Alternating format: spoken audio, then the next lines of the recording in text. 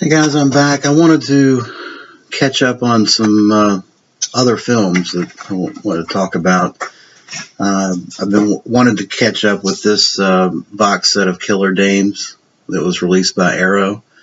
Awesome, awesome box set. If you don't have this and you like Giallo films, this is a must-own. Let me cover the first film, and that is The Night Evelyn Came Out of the Grave. Emilio Miraglia directed it in 1971, and it is a great combination of gothic horror, particularly in that Italian style, and of course your Giallo trappings with the storyline. Basically, the storyline is Lord Cunningham is having gone to a mental institution for having killed his redhead wife, who he found out was messing around on him, now has a problem with redheads. And his friend, supposedly his friend, a guy named Farley, is arranging for him to hook up with redheads in a hope of maybe trying to cure him. But what he's really trying to do, the twist is, he's actually trying to send him back into a tailspin of insanity so that he can take over his estate. That's basically the storyline, and it's got other plot twists along the way. But it's a beautifully shot film, and the music by Bruno Nicolai is just awesome.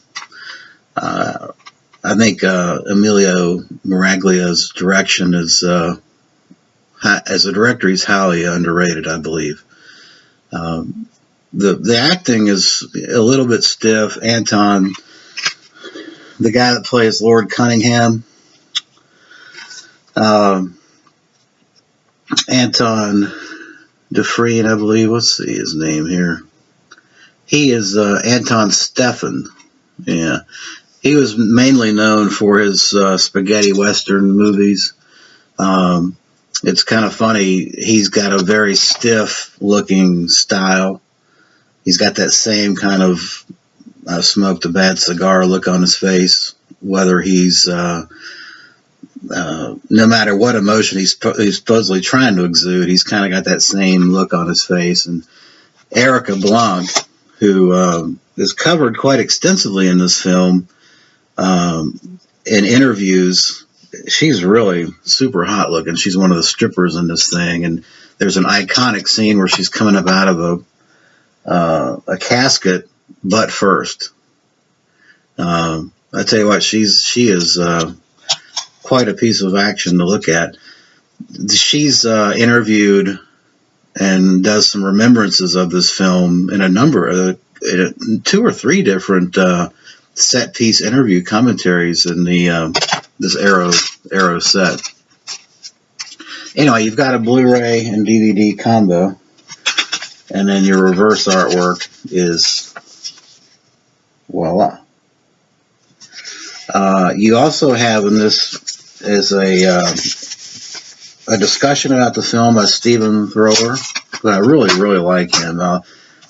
I'm partial to him mainly because he's a Jess Franco fanatic, and I got a soft spot for Mr. Franco myself. But he has an appreciation of this film, and I liked his commentary. It also has a commentary track from it's his first commentary track. A guy named Tom. Let's see, where is that?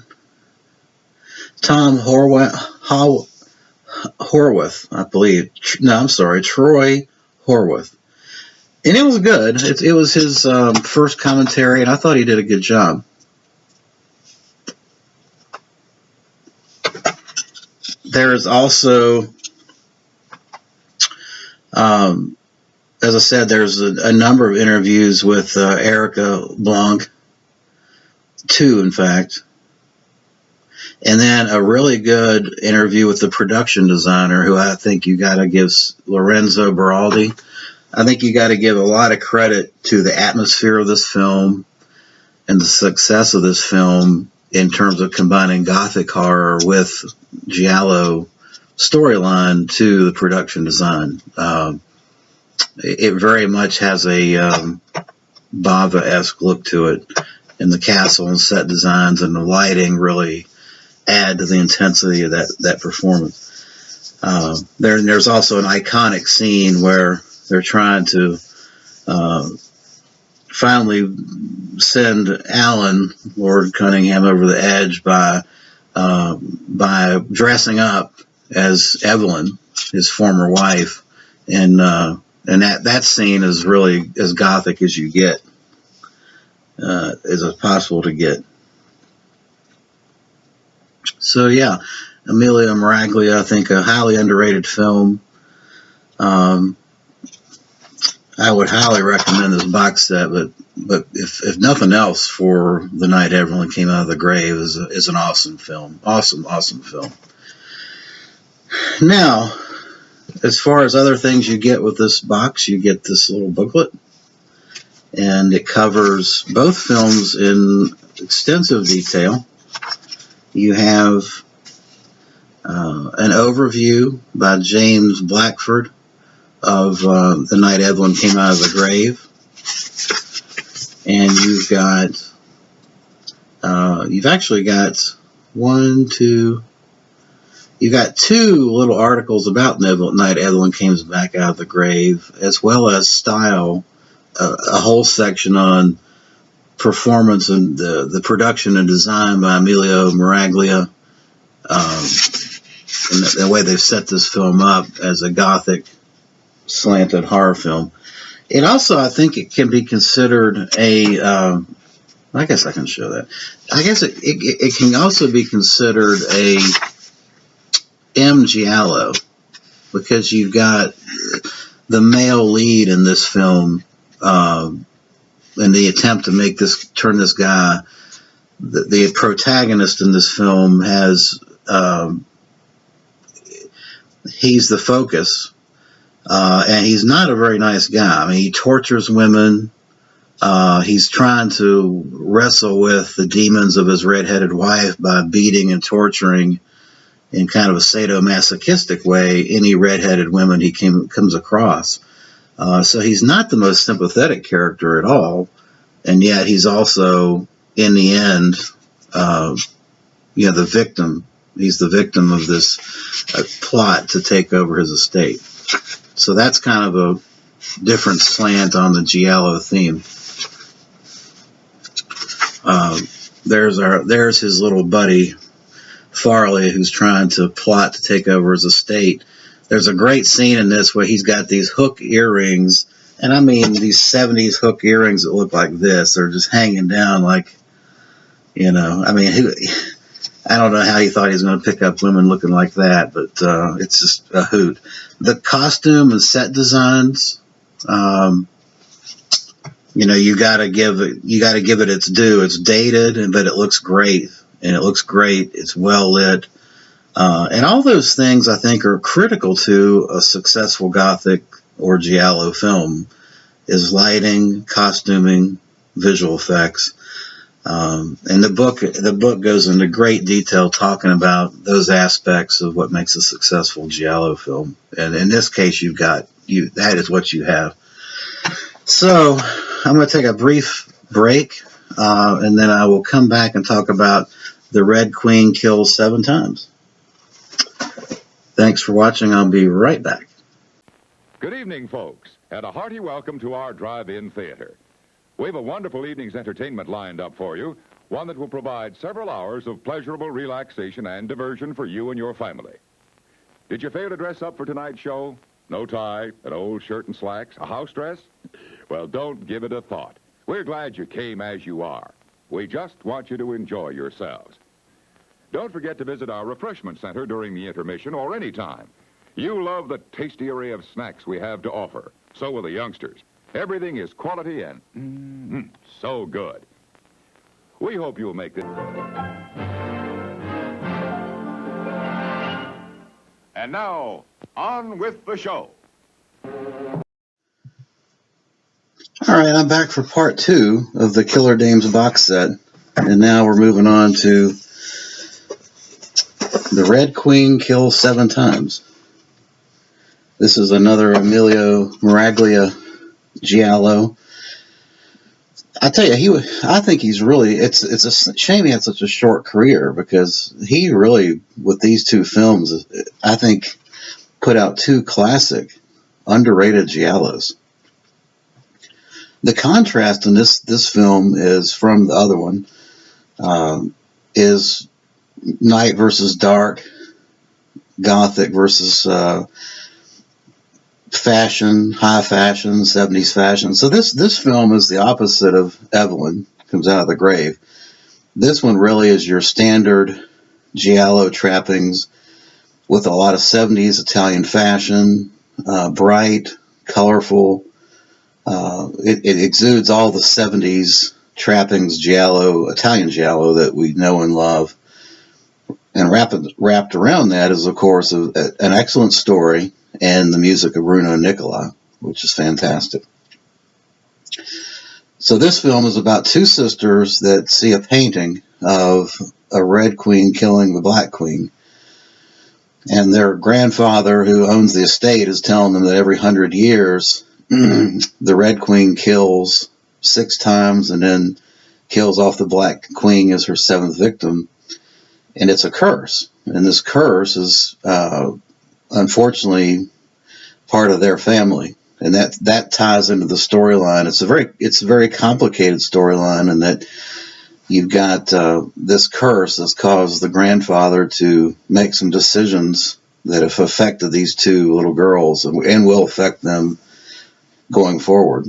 But the bottom line is, it's a Giallo that fast forwards to when these 2 girls are young adults, and now you're fighting over an inheritance, and all of a sudden you're starting to see killings. The first killing, of course, being the elder statesman in the movie. He's scared to death by the vision of the Red Queen. The Red Queen doesn't physically kill him, but he dies of fright, I guess.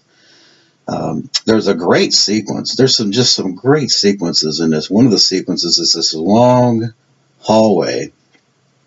It's a dream sequence where the Red Queen is running down this long hallway with a dolly shot, and then you've got basically a slasher-like stabbing in a bed. And Kitty, who is Barbara Boucher, played by Barbara Boucher, is the one thinking, hey, Evelyn's going to kill me, my other sister. But Evelyn's dead, because Barbara Boucher thought she accidentally killed her sister and drowned her. So that's kind of the storyline. Then you have, if that's not enough, you have Sybil Danning playing Lulu Palms, basically a Playboy-like fashion model that's sleeping with the boss, and she's interposed in all this mess.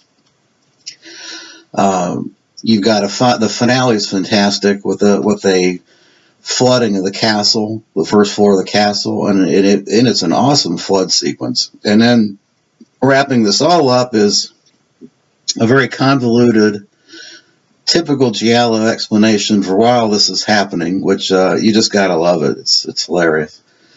I love the movie, and Bruno Nicola is just an awesome director. What a great 2 combination films that nicely contrast each other: dark versus light, gothic versus Italian Giallo. Well worth the money and investment to buy this box set. So this film, here's the back cover art. That's a very 70s looking design there. You've got the DVD and the Blu-ray. So just like when Evelyn Comes Out of the Grave, same setup. Great quality. Loaded with special features, as is typical of Arrow. You got a Stephen Thrower look back into the film. You got an audio commentary track. You've got numerous interviews, and there's one interview with Sybil Danning, which I thought was really good, because she looks back on her career and explains kind of how she got into film to begin with. She was apparently a dental assistant and just kind of moonlighted into acting and ended up making a career out of it. So that's very interesting. Great special features on this one. And as I told you in the other segment, this is the 60-page booklet, which covers both films. And you've got the section on Red Queen kills 7 times. She didn't really kill 7 times in this movie, by the way, but it's still a cool title. There's the picture of the painting. Great booklet. This guy right here, I think he looks a lot like the dude that played in Alfred Hitchcock's Frenzy. If you blonded his hair, he would look just like the necktie killer from Frenzy, I think.